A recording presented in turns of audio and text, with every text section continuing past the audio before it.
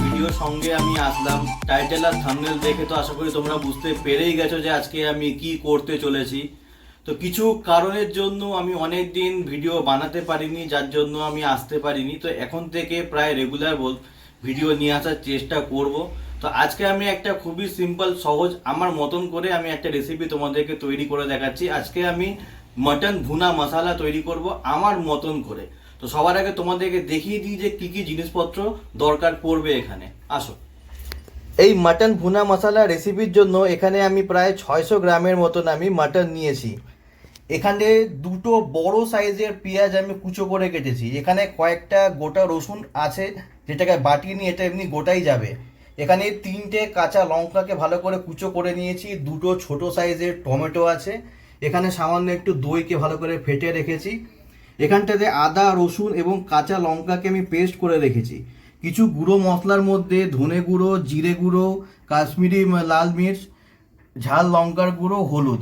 আর এর মধ্যে কিন্তু আমি অলরেডি লবণ দিয়েছি, তাই লবণ আমি পরে দেব। ঠিক আছে, তো চলো আমরা এবার রেসিপিটা শুরু করে দিই। আর এখানে আমি আগে থেকেই কড়াইতে তেলটাকে গরম করে রেখেছি যাতে খুব তাড়াতাড়ি হয়ে যায়। কাঁচা লঙ্কাগুলোকে আমি কাঁচা পেঁয়াজের মধ্যে একটু মাখিয়ে দেব, আমি একটু চটকে ডোলে মাখিয়ে দেব। আর একটা জিনিস তোমাদেরকে আমি বলতে ভুলে গেছি, মাংসটা কিন্তু একদম পুরোপুরি যেরকম ভাতের মার আমরা গেলি সেরকম করে কিন্তু মাংসর পুরো আমি জল ঝরিয়ে মাংসটাকে শুকনো করে নিয়েছি। মাংস কিন্তু আমি কোনো রকমভাবে ম্যারিনেট করছি না। মাটন ভুনা মশলা এটা কিন্তু একটু ভাজাটা বেশি হবে, খুব একটা ঝোল হবে না, খুব একটা শুকনো হবে না, মাখা মাখা হবে। ঠিক আছে, ব্যাস পেঁয়াজ আমাদের রেডি। আজকে রেসিপিটা কিন্তু আমি সর্ষের তেল দিয়ে করছি না, আমি সাদা তেল দিয়ে করছি। জাস্ট ধাবা স্টাইল, একটা ধাবা টাচ, কিন্তু ধাবার অভাব। সবার আগে এর মধ্যে আমি দুটো দারচিনি, 3টে তেজপাতা, দুটো এলাচ দিয়ে দিলাম। এবার এটার থেকে সুন্দর একটু গন্ধ বেরিয়ে গেলে পরে তারপরে আমি এই পেঁয়াজগুলো দিয়ে দেবো। পেঁয়াজগুলো আমি এর মধ্যে দিয়ে দিচ্ছি।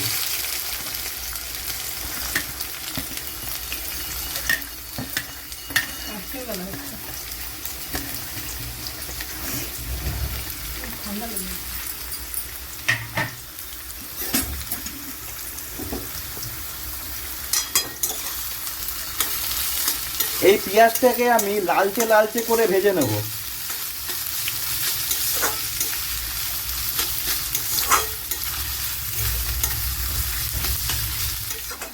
পেঁয়াজ আমাদের ভাজা হয়ে গেছে, এর বেশি ভাজবো না। এবার এর মধ্যে আমি আদা, রসুন, কাঁচা লঙ্কা আর পেঁয়াজের পেস্টটাকে আমি দিয়ে দিচ্ছি। আর এর মধ্যে কিন্তু আমি লবণও দিয়েছিলাম।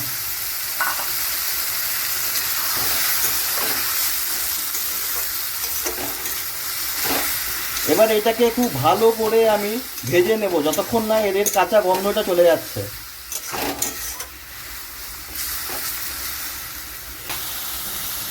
রসুন আমাদের মোটামুটি ভাজা হয়ে গেছে, দেখো সাইড থেকে তেলও ছাড়ছে। এবার এর মধ্যে আমি মশলাগুলোকে অ্যাড করব। আধা চা চামচের মতন আমি এর মধ্যে হলুদ গুঁড়ো অ্যাড করলাম। 1.5 চা চামচের মতন আমি এর মধ্যে ধনে গুঁড়ো অ্যাড করলাম।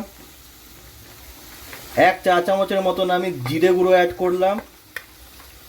1 চা চামচের মতন আমি শুকনো লঙ্কার গুঁড়ো অ্যাড করলাম, এতে কিন্তু ঝাল হবে।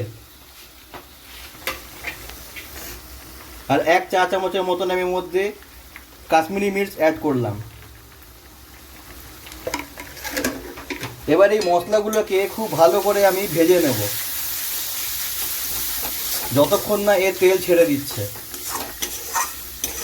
আর লবণ আমি আগেই দিয়েছি, কারণ আমি পেঁয়াজ, রসুন, কাঁচা লঙ্কা আমি লবণ দিয়েই কিন্তু আমি পিষেছিলাম। এবার এই মশলাগুলোকে খুব ভালো করে ভেজে নেব যতক্ষণ না এর তেল ছেড়ে দিচ্ছে।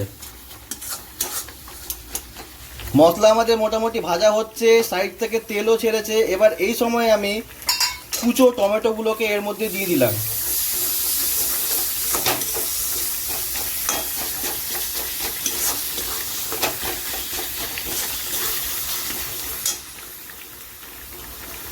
আর এর সাথে আমি দইটাকেও দিয়ে দিলাম এর মধ্যে।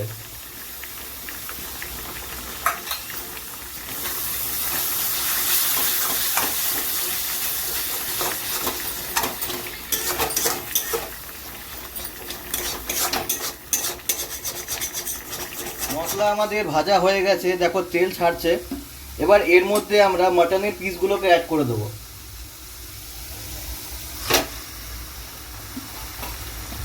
মাটন পুরো জল ঝরানো। আর এর সাথে এখানে আমি 5টা গোটা রসুন দিয়ে দিচ্ছি আর কয়েকটা রসুনের কুয়া।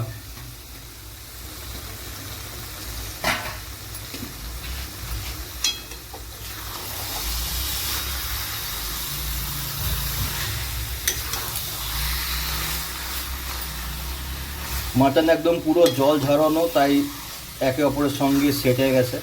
এবার খুব ভালো করে মাখিয়ে নিচ্ছি পুরো মাটনের সাথে।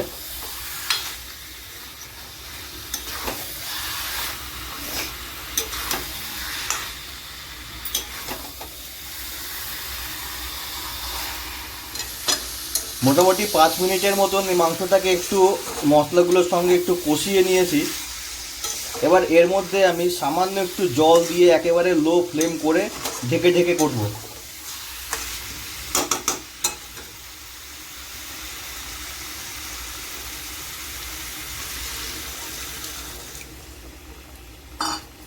সামান্য একটু জল দিলাম, এবার এটা ভালো করে মাখিয়ে নেব এর সাথে।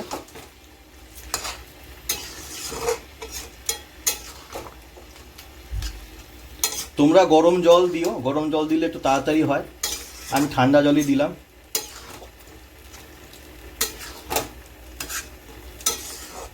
এবার লো ফ্লেম করে আমি এটাকে ঢেকে দিলাম।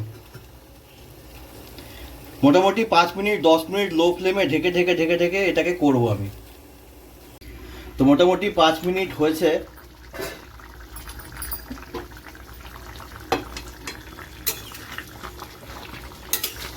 এবার এটাকে ভালো করে একটু আমি চালিয়ে দিচ্ছি। এবার এই জলটাতেই কিন্তু পুরো মাংসটা হবে আর এই জলটাই কিন্তু শুকাবে, ঠিক আছে? আমি কিন্তু আর এর মধ্যে কোনো রকম এক্সট্রা জল দেব না। তো এভাবেই আমি এটাকে ঢেকে ঢেকে করব।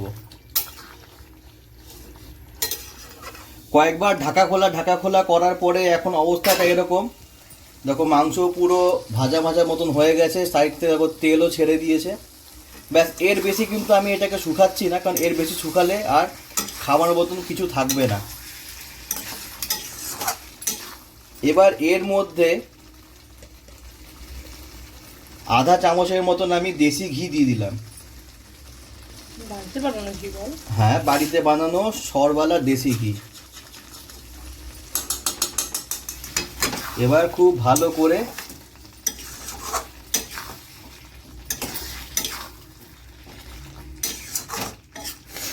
এটাকে মাখিয়ে নিতে হবে। আর মাখিয়ে নিয়ে আঁচটাকে আমি বন্ধ করে দিলাম। ব্যাস, আমাদের মটন ভুনা মশলা রেডি। এর বেশি আমি আর শুকাচ্ছি না। তো আশা করি রেসিপিটা তোমাদের সবারই ভালো লাগবে। রান্না করো, ভালো লাগবে খেতে, এটা গ্যারেন্টি আমি দিচ্ছি। আর অনেক কিছু কারণে অনেক দিন আমি ভিডিও নিয়ে আসতে পারিনি, তো আজকে ভিডিওটা তোমরা অবশ্যই দেখো, কেমন লাগলো কমেন্ট করে জানিও। আর আমার চ্যানেলে যারা নতুন ভিজিট করছো তারা কিন্তু অবশ্যই চ্যানেলটাকে সাবস্ক্রাইব করে নোটিফিকেশান বেলটা অন করে রেখো, যাতে আগামী ভিডিও নোটিফিকেশান সবার আগে তোমরাই পেতে পারো। আর একটু সাপোর্ট করে দিও চ্যানেলটাকে, জাস্ট আর কি।